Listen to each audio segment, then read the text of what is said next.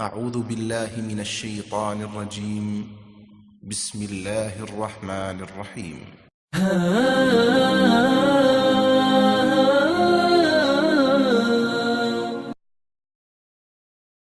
اعتکاف کا مطلب ہے اللہ کی اطاعت کے لیے مسجد کو لازم پکڑنا، اور یہ مرد و عورت دونوں کے حق میں مستحب ہے۔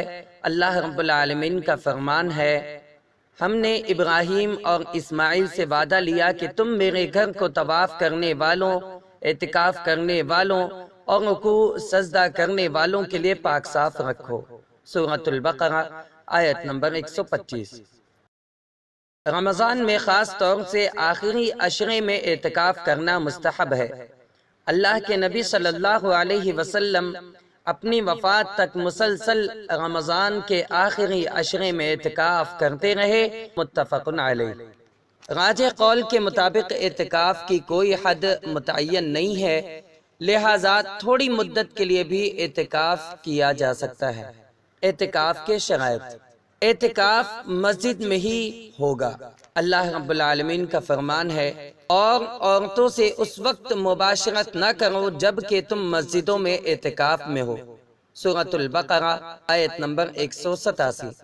معتکف یعنی اعتکاف کرنے والا جنابت، اور اگر وہ عورت ہے تو حیض اور نفاس وغیرہ سے پاک ہو۔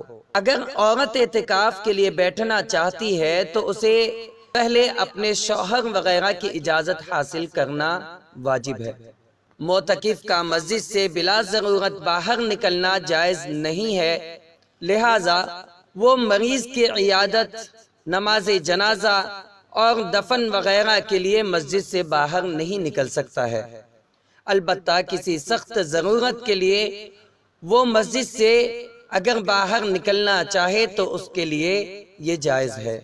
مثال کے طور پر مسجد میں ٹوائلٹ نہ ہو تو قضاء حاجت کے لیے، کھانا لا کر دینے والا کوئی نہ ہو تو کھانا وغیرہ لانے کے لیے وہ مسجد سے باہر نکل سکتا ہے۔ اعتکاف کی حالت میں غسل کرنا، بال دھونا اور کنگھی وغیرہ کرنا جائز ہے۔ ام المؤمنین عائشہ رضی اللہ تعالی عنہا فرماتی ہیں، جب نبی صلی اللہ علیہ وسلم اعتکاف کرتے تو اپنا سر مجھ سے قریب کر دیتے اور میں اس میں کنگھی کر دیتی تھی، اور آپ انسانی ضرورت کے بغیر گھر میں تشریف نہ لاتے تھے۔ صحیح مسلم حدیث نمبر 297۔